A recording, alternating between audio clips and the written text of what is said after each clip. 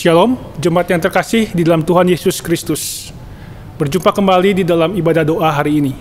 Kita bersyukur oleh karena anugerahnya kita boleh bersama bersekutu melalui ibadah doa hari ini, sekalipun lewat online, tetapi semuanya itu tidak mengurangi kekusyukan dan keseriusan kita untuk bersekutu bersama hari ini.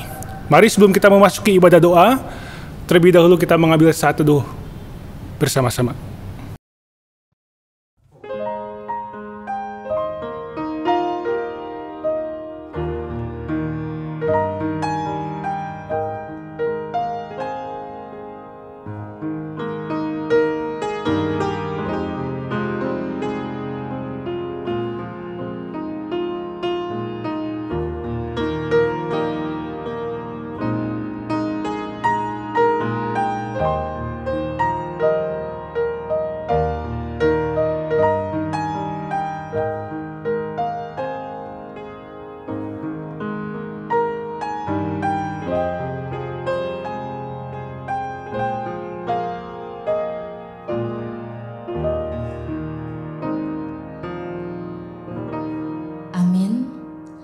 Di dalam Yohanes 8 ayat 12 Tuhan Yesus berkata, "Akulah terang dunia, barang siapa mengikut aku, ia tidak akan berjalan dalam kegelapan, melainkan ia akan mempunyai terang hidup." Saudara, kepada Allah sang sumber terang itu, mari kita nyatakan pujian kita nyatakan harapan kita nyatakan iman kita, agar terang kasih-Nya menyinari kita. Tuhan, terang kasih-Mu bersinar.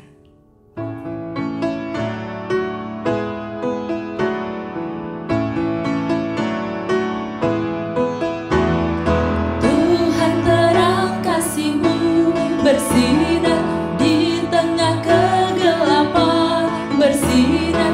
Yesus, terang dunia, sinari kami, bebaskan kami dengan kebenaran-Mu.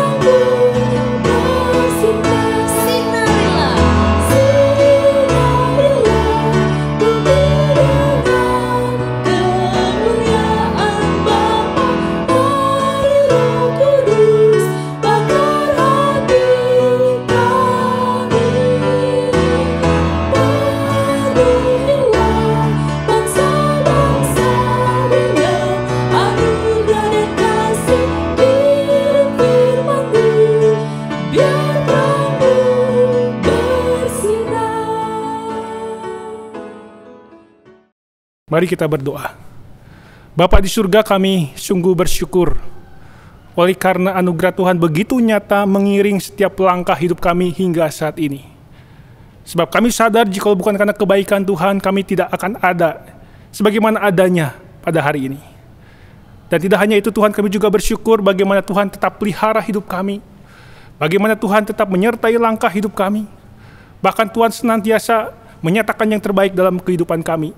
Bahkan jikalau hari ini kami boleh bersama bersekutu di dalam ibadah doa, semua oleh karena anugerah yang daripada Tuhan. Terlebih dahulu Tuhan jamah hati kami, agar ibadah doa yang kami jalani, di mana kami mengambil bagian di dalamnya bukan sekadar sebuah ritualitas atau rutinitas keagamaan, tapi bersumber dari hasrat hati kami yang paling dalam, ingin bersekutu lebih dalam lagi dengan Tuhan. Belajar apa artinya bergantung penuh kepada Tuhan, pribadi yang terbukti dapat diandalkan itu. Berkati Tuhan ibadah doa hari ini, baik hamba-Mu dan juga setiap pelayan Tuhan yang melayani, demikian juga setiap jemaat yang mengambil bagian di dalam ibadah doa, agar sungguh kami boleh menikmati kehadiran Tuhan itu sendiri. Terpujilah Bapa di surga, kami berdoa, kami berserah, dan kami bersyukur di dalam nama Tuhan Yesus Kristus. Amin. Saudara-saudara, kita bersyukur di dalam setiap masa hidup kita, di dalam setiap babak demi babak dalam hidup kita, Dia selalu ada. Dia selalu ada menemani kita. Saudara, biarlah pujian ini boleh menghibur dan menguatkan kita.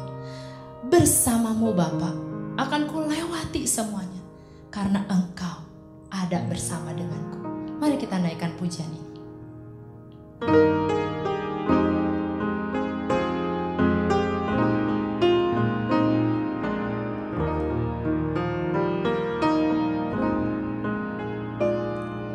Engkau ada bersamaku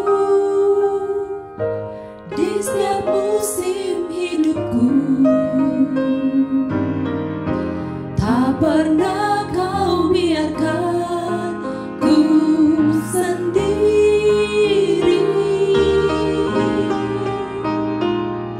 Kekuatan di jiwaku adalah bersama-Mu. Tak pernah ku ragukan kasih-Mu. Bersama-Mu Bapa, ku lewati semua perkenanan-Mu yang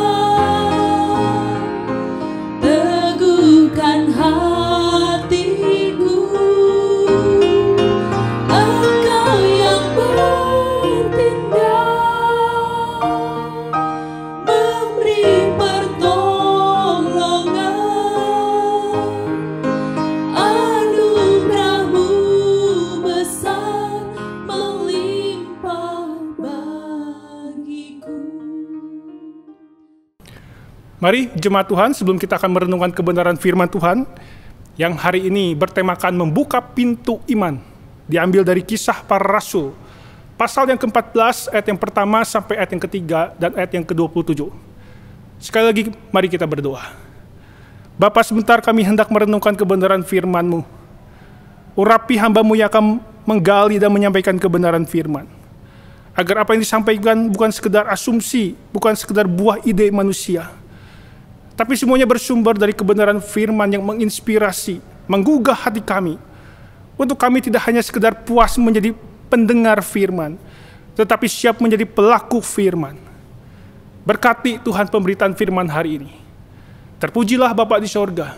Kami berdoa, berserah dan bersyukur di dalam nama Tuhan Yesus Kristus. Amin. Kisah Para Rasul pasal yang ke-14, ayat yang pertama sampai ayat yang ketiga, lalu lanjut di ayat yang ke-27. Demikian bunyi sabda Tuhan. Di Ikonium pun kedua rasul itu masuk ke rumah ibadat orang Yahudi, lalu mengajar sedemikian rupa sehingga sejumlah besar orang Yahudi dan orang Yunani menjadi percaya. Tetapi orang-orang Yahudi yang menolak pemberitaan mereka memanaskan hati orang-orang yang tidak mengenal Allah dan membuat mereka gusar terhadap saudara-saudara itu. Paulus dan Barnabas tinggal beberapa waktu lamanya di situ. Mereka mengajar dengan berani karena mereka percaya kepada Tuhan. Dan Tuhan menguatkan berita tentang kasih karunia-Nya dengan mengaruniakan kepada mereka kuasa untuk mengadakan tanda-tanda dan mujizat-mujizat. Ayat yang ke-27. Setibanya di situ mereka memanggil jemaat berkumpul, lalu mereka menceritakan segala sesuatu yang Allah lakukan dengan perantaraan mereka, dan bahwa Ia telah membuka pintu bagi bangsa-bangsa lain kepada iman. Bapak Ibu yang terkasih di dalam Tuhan Yesus, saya ingin mengawali perenungan hari ini dengan sebuah kisah, di mana seorang misionaris yang melayani di Afrika menceritakan kisah seorang wanita tua yang dijangkau Injil dan bertobat. Meskipun ia buta dan tidak bisa membaca serta menulis, dia ingin membagikan kepercayaannya yang baru itu kepada orang lain. Ia datang kepada seorang misionaris dan meminta salinan Alkitab dalam bahasa Perancis. Setelah ia memperolehnya, ia meminta tolong kepadanya untuk menggarisbawahi bagian Alkitab, yaitu Yohanes 3 ayat yang ke-16. Ayat yang sangat berkesan baginya, dengan tinta berwarna merah, dan menandai halamannya sehingga dengan mudah ia bisa menemukannya. Lalu selanjutnya yang ia lakukan dengan Alkitabnya itu apa? Ternyata ia membawa Alkitabnya setiap hari menuju sekolahan dan duduk di depan sekolah itu sambil menunggu jam bubaran sekolah.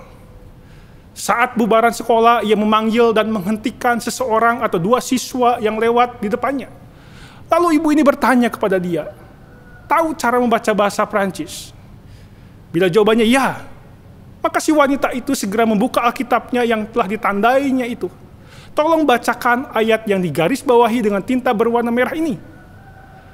Tatkala mereka melakukannya, ia segera bertanya, tahukah kalian apa arti dari ayat tersebut?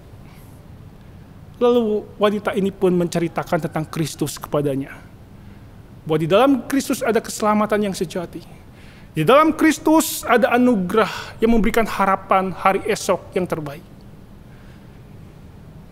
Wanita ini melakukannya setiap hari tanpa lelah. Bertahun-tahun telah dilewati. Dan ada 24 anak muda yang menjadi pendeta sebagai hasil dari pelayanan wanita tua tersebut.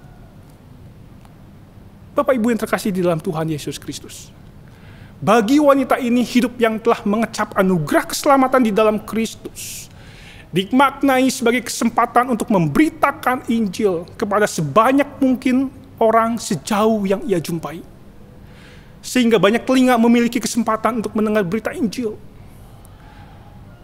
Bagi wanita ini waktu dihabiskan dan diboroskan bukan untuk memuaskan agenda dan obsesi pribadinya, serta mengutamakan kepentingannya, tetapi justru digunakan untuk melayani dan menggenapi apa yang menjadi agenda Allah di tengah dunia ini. Hidup seperti demikianlah yang seharusnya kita jalani sebagai orang yang telah mengecap anugerah keselamatan di dalam Kristus. Dalam bahasa Paulus, kehidupan yang demikian adalah kehidupan yang membuka pintu iman bagi sebanyak mungkin orang.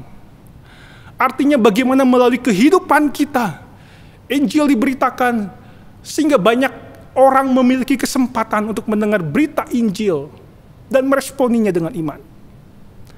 Setidaknya kita akan belajar ada 2 ciri kehidupan yang dikatakan sebagai kehidupan yang membuka pintu iman. Yang pertama adalah berani memberitakan Injil walau syarat dengan tantangan. Saya ulangi. Berani memberitakan Injil walau syarat dengan tantangan. Kehidupan Paulus mendemonstrasikan sebuah kehidupan yang aktif dan penuh gairah dalam menghidupi panggilan Allah untuk memberitakan Injil, khususnya kepada bangsa-bangsa non-Yahudi. Dari satu tempat ke tempat yang lain, dari satu kota ke kota yang lain, bahkan dari satu rumah ibadat Yahudi atau sinagog ke sinagog yang lain. Paulus selalu menggemakan berita Injil dan mengajarkan firman tanpa lelah. Seolah-olah kemanapun ia melangkah, Injil pasti diberitakan melalui kehadirannya. Termasuk seperti yang tertulis dalam teks ini, sebagai bagian dari perjalanan misi Paulus yang pertama, di mana Paulus dan Barnabas memberitakan Injil di Ikonium, di Listra, dan juga di Derbe. Hal itu dilakukannya dengan gagah berani, sekalipun diperhadapkan dengan tantangan yang bukan kaleng-kaleng, berupa penolakan, fitnah, hasutan, intimidasi, hujatan, pengusiran, dan bahkan penganiayaan fisik berupa pelemparan batu yang berpotensi kepada kematian. Paulus maupun Barnabas tidak gentar sedikit pun, apalagi ia berputus asa dan kapok melakukannya. Justru di tengah adanya orang-orang yang kontra dan menolak pemberitaannya, Paulus dan Barnabas tetap memberitakan Injil, dan hasilnya, baik di ayat yang pertama, ayat yang keempat, ayat yang ke-21, dikatakan sejumlah besar orang Yahudi maupun juga orang non-Yahudi atau orang Yunani menjadi percaya kepada Kristus. Dengan kata lain, Paulus dan Barnabas mendemonstrasikan sebuah kehidupan yang syarat keberanian dan tidak pernah mengenal lelah untuk terus dan tetap bekerja keras melakukan peran yang Tuhan percayakan dalam memberitakan Injil, sekalipun harus menanggung resiko yang berat. Tidak ada yang dapat mengalahkan dan meredupkan semangat pengabdian dan kesetiaannya kepada Kristus. Itulah kehidupan yang mengekspresikan adanya iman kepada Tuhan. Seperti dikatakan di dalam ayat yang ketiga, mereka mengajar dengan berani karena mereka percaya kepada Tuhan. Jelas sekali. Dikatakan mereka mengajar dengan penuh keberanian. Apa alasannya? Apa sebabnya? Karena mereka percaya kepada Tuhan. Jadi keberanian itu menjadi buah ekspresi dari adanya iman kepada Tuhan. Itulah yang diperlihatkan dari kehidupan Paulus maupun juga Barnabas. Tentu saja, kualitas kehidupan seperti inilah yang Allah kehendaki ada pada diri setiap orang percaya, termasuk saya dan juga Bapak Ibu. Tentu bukan kehidupan yang pasif, karena memilih untuk berkutat dengan diri sendiri dengan segala kenyamanannya, sehingga tidak melakukan apapun bagi Tuhan. Ironisnya, hidup yang demikian dibelenggu oleh banyak dalih dan segudang alasan penolakan untuk tidak terlibat dalam pemberitaan Injil. Saya takut. Ini bukan urusan saya. Udah banyak orang yang melakukannya. Bahkan saya tidak tepat untuk melakukan ini. Banyak orang yang lebih tepat dibandingkan saya. Yang penting saya percaya Tuhan Yesus dan masuk surga. Ngapain capek-capek melakukan pelayanan yang sulit? Terkadang itu menjadi alasan-alasan yang membuat kita melarikan diri dari panggilan Tuhan. Dan perlu kita ketahui bahwa semua alasan itu pada dasarnya sama, yaitu berakar pada adanya ego. Lebih mengutamakan kehidupan dirinya sendiri dengan segala kepentingannya. Hidup demikian tentu saja tidak pernah kompatibel dengan kehidupan yang telah ditebus oleh darah Kristus, sehingga hidupnya menjadi milik Kristus. Di mana seharusnya pusat hidupnya bukan lagi pada dirinya sendiri, tetapi pada Kristus yang telah menebus dan mati baginya. Sehingga kehidupannya seharusnya mendemonstrasikan bahwa Kristuslah yang terutama dan bukan dirinya. Pastinya hidup yang demikian ditandai dengan penyangkalan diri dan kerelaan untuk berkorban demi pekerjaan Allah. Saya pernah membaca sebuah buku yang berjudul Defining Moments, Ordinary Men and Women on Extraordinary Mission. Dalam buku tersebut, sang penulis bernama Leslie Ko menangkap adanya dedikasi dan komitmen yang luar biasa dari para misionaris yang menyerahkan seluruh hidupnya secara utuh bagi pelayanan misi. Pergi ke tempat yang jauh dan asing dengan segala tantangan yang ekstrim demi menjangkau sebanyak mungkin orang agar memiliki kesempatan mendengarkan berita Injil. Banyak pengorbanan yang mereka telah lakukan, bahkan nyawanya sendiri menjadi taruhannya. Apa yang mereka lakukan tanpa tidak masuk akal. Bagaimana tidak? Mereka rela menderita dan mengorbankan apapun demi Injil diberitakan. Pertanyaannya adalah, kok bisa mereka patuh terhadap panggilan yang berisiko tersebut dan mengatakan, ini aku Tuhan, utuslah aku. Bukan ini aku Tuhan, utuslah orang lain. Tidak. Apa yang mengubah mereka sehingga mereka mengambil keputusan penting dan menentukan yang mengubah kehidupan dan nasib mereka sendiri serta banyak orang lain? Padahal awalnya mereka gentar, cemas, khawatir dan bahkan mempertanyakan dirinya sendiri, apakah saya sanggup mengembangkan panggilan tersebut? Yang jelas Bapak Ibu, mereka sama seperti kita adalah manusia biasa. Namun dalam sebuah titik momentum dalam kehidupannya, mereka dengan berani serta tekad yang bulat mengambil keputusan untuk mentaati panggilan Allah. Ketika mereka mengambil keputusan itu, mereka melakukannya dengan penuh kesadaran. Mereka tahu resikonya, mereka tahu konsekuensinya, mereka tahu hal terburuk yang dapat terjadi dengan dirinya. Tapi mereka mengabaikan semuanya itu. Karena baginya ketaatan kepada Allah jauh lebih besar, jauh lebih utama, ketimbang mementingkan kenyamanan dirinya. Itulah sebabnya mereka mengambil keputusan untuk memenuhi panggilan Tuhan. Memberitakan Injil kepada kepada tempat yang Tuhan inginkan di mana Injil itu diberitakan. Dan yang menarik adalah tidak ada penyesalan dan tidak ada alasan mereka melarikan diri dari panggilan Tuhan. Karena komitmen itu mereka pegang sampai akhir hayat hidupnya. Dalam buku tersebut, penulis menyajikan ada 8 kisah misionaris yang berasal dari masa lalu dan satu misionaris muda yang sedang bergulat dalam panggilannya. Kehidupan yang mereka demonstrasikan betul-betul menjadi inspiratif. Apa itu artinya? Menyerahkan diri secara totalitas kepada panggilan Tuhan. Kita tidak harus melakukan hal yang sama dengan mereka. Pergi jauh ke sebuah tempat terpencil, terpelosok, yang perlu dijangkau oleh Injil. Kecuali jika kita mendapatkan panggilan khusus, sama seperti mereka. Tetapi pada prinsipnya adalah sama. Bagaimana hidup kita menggemakan berita Injil, menjangkau orang-orang terdekat yang kerap bersentuhan dengan kehidupan kita. Apakah keluarga kita, teman kantor kita, tetangga kita. Sekalipun kita akui tidak mudah dan banyak tantangannya.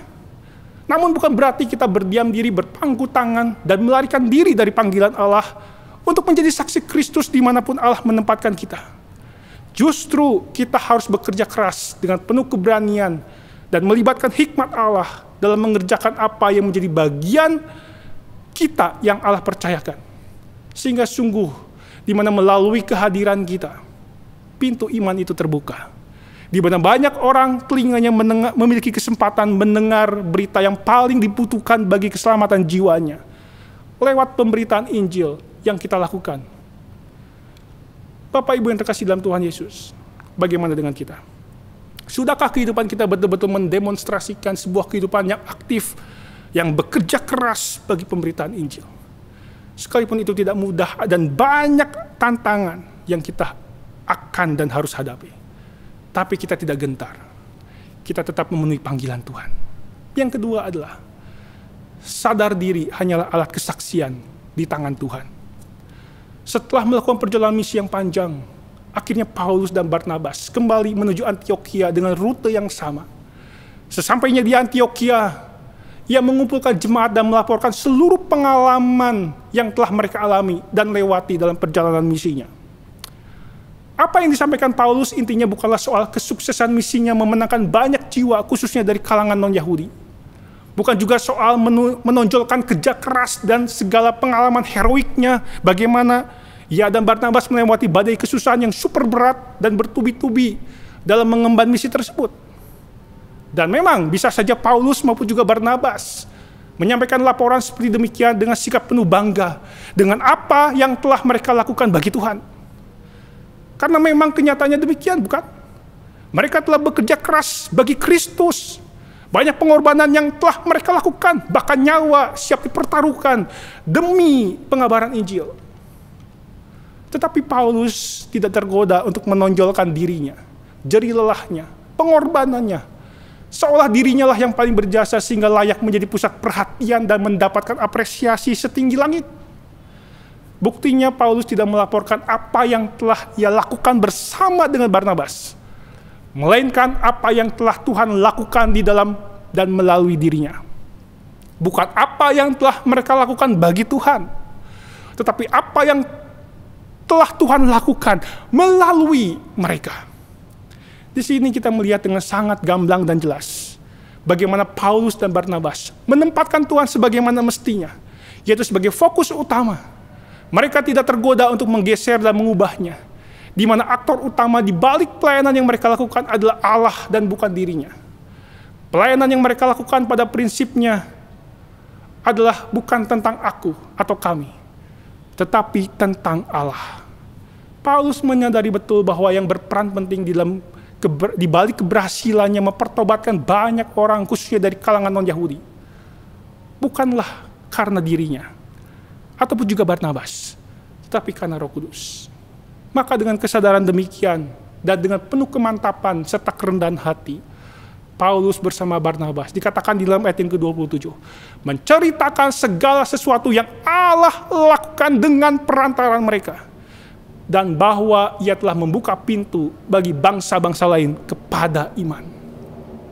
Roh Kuduslah yang membuka dan menciptakan kesempatan pada orang-orang non-Yahudi untuk dapat mendengar Injil melalui perantaran Paulus dan Barnabas, yang diutus secara khusus untuk mengemban tugas pemberitaan Injil kepada mereka. Tidak hanya itu, Roh Kuduslah yang meneguhkan pemberitaan kasih karunia Allah yang mereka sampaikan, dengan mengaruniakan kepada mereka kuasa untuk mengadakan tanda-tanda dan mujizat-mujizat. Dan tentu saja, bukan hanya sekadar membuka kesempatan Injil diberitakan. Roh Kudus jugalah yang mempertobatkan mereka dengan bekerja dalam hati mereka, sehingga mereka memiliki hati yang terbuka terhadap pemberitaan Injil dan menjadi percaya kepada Kristus. Paulus sadar betul bahwa dirinya hanyalah alat di tangan Allah untuk melakukan apa yang menjadi kerinduan dan agenda Allah. Itulah sebabnya dalam mengemban pelayanan misinya, Paulus senantiasa bergantung penuh kepada pimpinan dan kuasa Allah.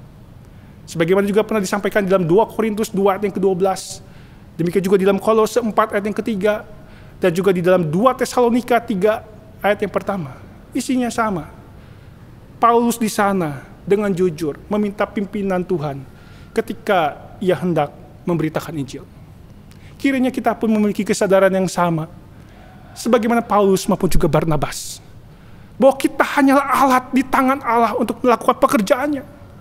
Seperti seorang ibu yang terus mendoakan suaminya, bukan setahun, 2 tahun, bahkan puluhan tahun, agar suaminya itu membuka hati terhadap Kristus dan percaya kepadanya. Berbagai upaya ia telah lakukan, tetapi tidak ada hasilnya. Hingga 20 tahun kemudian, di dalam waktunya Tuhan, akhirnya suaminya pun percaya kepada Kristus melalui pelayanan seorang hamba Tuhan yang diundang. Di sini kita melihat baik istrinya yang gigih mendoakan dan hamba Tuhan yang mengabarkan Injil hanyalah alat di tangan Allah untuk membawa bapak tersebut datang dan percaya kepada Kristus. Banyak sekali saya mendengar kesaksian bagaimana seorang memenangkan anggota keluarganya maupun orang-orang terdekatnya bagi Kristus. Dan ingatlah selalu, mereka semua hanyalah alat di tangan Tuhan yang dipakai Tuhan untuk mengerjakan misinya. Bapak Ibu yang terkasih dalam Tuhan Yesus, melalui perenungan kita hari ini, setidaknya ada 2 aplikasi yang bisa kita lakukan. Yang pertama adalah berdoalah untuk kesempatan memberitakan Injil. Berdoalah. Gunakan kedua lutut kita untuk berdoa, memohon kepada Tuhan agar Tuhan membuka banyak kesempatan di mana Injil diberitakan. Mungkin ada anggota keluarga kita yang belum percaya. Mungkin orang-orang terdekat kita yang belum juga percaya. Mari kita berdoa agar ada kesempatan di mana Injil itu diberitakan kepada mereka. Karena mereka pun juga membutuhkan Injil, di mana hanya di dalam Kristuslah ada keselamatan yang sejati. Yang kedua, tidak hanya sekedar menggunakan kedua lutut, tapi siap sedialah menggunakan kesempatan itu. Siap sedialah untuk mengatakan, Tuhan, pakailah aku untuk memberitakan Injil kepada mereka. Pakailah aku Tuhan sebagai alatmu untuk mengerjakan misimu, menyampaikan kebenaran firman kepada mereka. Pakailah aku Tuhan menjadi saluran berkat untuk menjangkau mereka bagi Kristus. Dengan kata lain Bapak Ibu, mari kita harus menjadi orang yang selalu siap sedia untuk dipakai Tuhan menjadi alatnya. Dan Tuhan ingin kita melalui kehadiran kita, Injil Tuhan diberitakan dan Tuhan dimuliakan. Amin.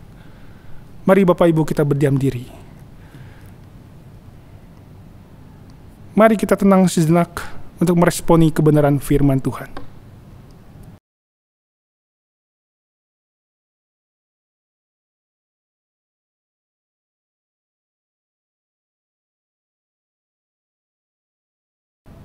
Saat ini kita akan memasuki doa syafaat yang akan kita doakan bersama.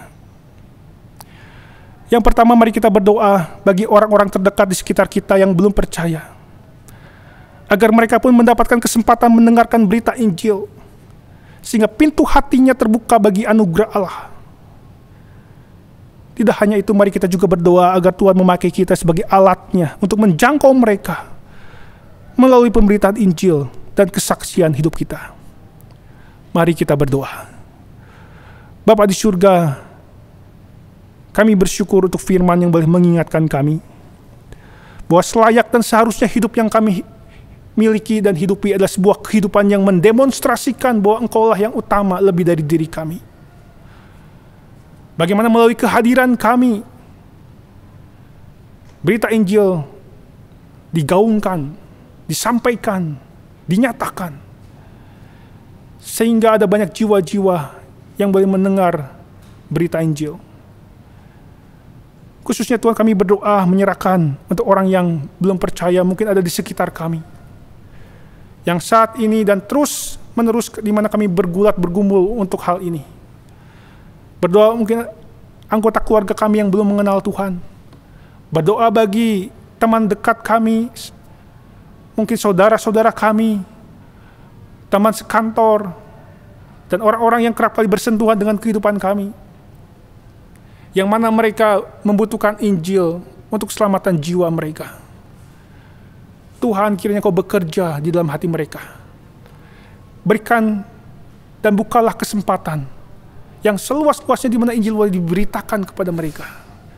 Dan tidak hanya itu Tuhan, pakailah kami sebagai alat di tangan Tuhan, sebagai instrumen yang efektif untuk menggemakan berita yang paling dibutuhkan oleh jiwa mereka, yaitu berita tentang Tuhan Yesus. Pakailah Tuhan melalui kesaksian hidup kami, menjadi alat untuk membawa mereka satu langkah lebih dekat dengan Engkau. Kami tahu kami hanyalah alat, yang menentukan hanyalah Engkau sendiri. Engkau yang sanggup membuka hati mereka. Hanya Engkau yang sanggup mempertobatkan jiwa mereka. Pakailah kami Tuhan untuk menggenapi misi-Mu melalui kehadiran kami. Terpujilah Bapa, kami berdoa berserah di dalam nama Tuhan Yesus Kristus. Yang kedua, mari kita juga berdoa bagi gereja GII, agar di tengah situasi sulit oleh karena terjadinya pandemi, tetap menjalankan panggilan Allah secara efektif dalam memberitakan Injil, baik melalui pelayanan online maupun juga melalui media-media yang lainnya. Mari Bapak Ibu, sehati kita mendoakan gereja kita. Bapa di surga, kami juga berdoa menyerahkan untuk gereja-Mu GII Hokimto. Kami bersyukur di mana kami boleh menjadi bagian di dalamnya. Dan kiranya Tuhan, di tengah situasi yang tidak ideal, di tengah pandemi masih terjadi hingga saat ini, bukan berarti kami bergulat dengan diri sendiri, kami memikirkan hanya kepentingan diri sendiri, dan mengabaikan panggilan awal yang Tuhan percayakan. Itulah sebabnya Tuhan pakai gereja-Mu untuk tetap efektif di dalam pemberitaan Injil. Bahkan di tengah segala sesuatu serba online, pakailah Tuhan pelayanan online yang gereja ini selenggarakan, menjadi alat kesaksian, menjadi alat pemberitaan Injil, sehingga Injil Tuhan dapat diberitakan seluas-luasnya, dan banyak orang boleh mendapatkan kesempatan mendengarkan berita Injil. Pakailah Tuhan setiap pelayanan yang ada di gereja-Mu di tempat ini, agar sungguh Injil Tuhan digaungkan, disebarluaskan, digemakan, sehingga kami rindu banyak orang dimenangkan bagi Kristus. Terpujilah Bapa, pakailah gereja-Mu ini menjadi mercusuar yang menerangi dunia yang gelap ini.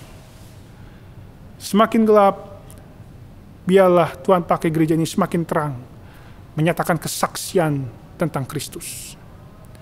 Pakailah setiap jemaat, pakailah setiap para pengurus, setiap para aktivis majelis dan juga hamba Tuhan boleh berkolaborasi bersama-sama mengemban panggilan yang mulia ini, menjalankan misi Tuhan, memberitakan Injil kepada banyak orang. Terpujilah Bapa, kami berdoa berserah di dalam nama Tuhan Yesus Kristus. Yang berikutnya Bapak Ibu, mari kita juga doakan untuk bangsa dan negara kita Indonesia.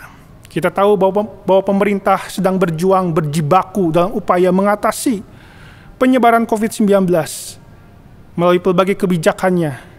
Doakan agar semua itu boleh berlangsung dengan efektif, baik melalui PPKM yang sedang berlangsung, maupun juga vaksinisasi yang terus berlangsung di berbagai daerah, termasuk juga di kota Bandung ini. Mari kita doakan agar Tuhan memakai pemerintah di dalam mengatasi situasi saat ini. Mari kita berdoa. Bapa di surga, kami juga tidak henti-hentinya dan tidak pernah bosan-bosannya mendoakan bagi bangsa dan negara kami. Kami sadar bahwa negeri ini sedang menghadapi keadaan yang tidak mudah. Pandemi COVID-19 telah mempengaruhi banyak hal. Bukan hanya sekedar sektor kesehatan, tetapi juga sektor ekonomi, sektor sosial, dan sektor-sektor yang lainnya. Tetapi kami bersyukur kami punya pemerintah yang tetap dan terus berjuang serta berjibaku mengatasi situasi saat ini melalui berbagai kebijakan-kebijakan yang sedang dilakukannya. Tuhan kuduskan, Tuhan sucikan setiap kebijakan itu, agar semuanya itu membawa faedah, dapat menghambat, memperlambat, mengurangi penambahan daripada orang-orang yang terpapar COVID-19. Baik melalui PPKM, demikian juga melalui vaksinisasi yang sedang gencar-gencarnya berlangsung di pelbagai daerah. Tuhan berkati semuanya itu, agar menjadi efektif, memberikan hasil yang maksimal, sehingga lambat tapi pasti, di dalam waktunya Tuhan, di mana negeri ini boleh kembali kepada keadaan yang lebih baik lagi. Kami percaya Tuhan mengasihi bangsa kami. Kami percaya Tuhan berdaulat atas seluruh negeri termasuk bangsa kami. Itulah sebabnya Tuhan kami mohon intervensi yang daripada Tuhan. Tatkala di mana negeri ini sedang bersusah menghadapi situasi yang tidak mudah, Tuhan kiranya campur tangan, menolong, memberikan hikmat kepada orang-orang yang mempunyai kewenangan dan otoritas untuk bisa menggunakan semuanya itu membawa perubahan yang lebih baik bagi negeri ini, khususnya mengatasi pandemi COVID-19. Terpujilah Bapa di surga, kami berdoa di dalam nama Tuhan Yesus Kristus. Yang terakhir Bapak Ibu, mari kita berdoa secara pribadi. Mungkin saat ini kita sedang menghadapi pergumulan yang tidak mudah. Mungkin saat ini hati kita menjerit oleh karena ketidakberdayaan menghadapi keadaan yang sulit. Ingatlah selalu bahwa kita punya Tuhan yang dapat diandalkan. Tuhan yang terbukti berkuasa atas segala sesuatu.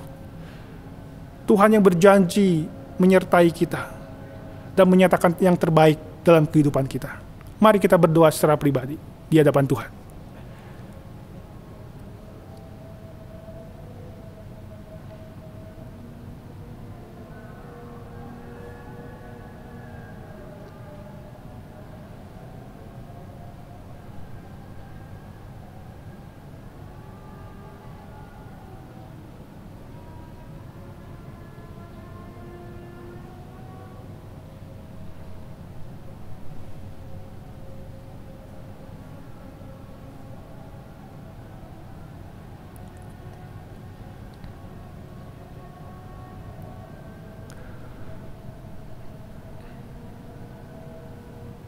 Bapa di surga, ajarilah kami untuk bergantung dan berharap kepada Engkau. Karena kami butuh topangan yang daripada Engkau sendiri tatkala kami menghadapi hidup ini. Apalah artinya kami mengandalkan daya yang terbatas yang kami miliki, yang semuanya berujung kepada kehancuran dan keterbatasan.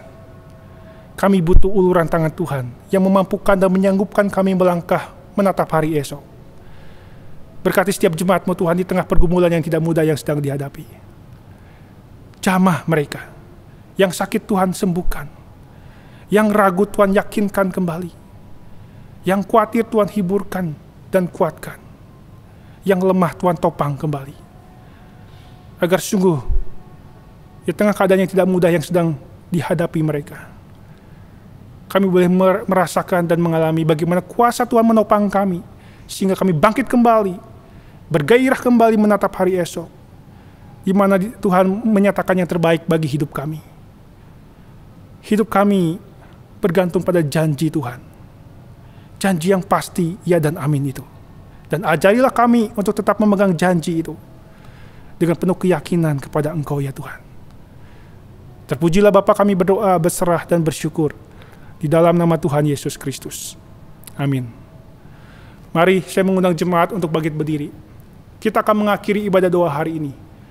Dan terimalah berkat yang berasal daripada Tuhan sendiri.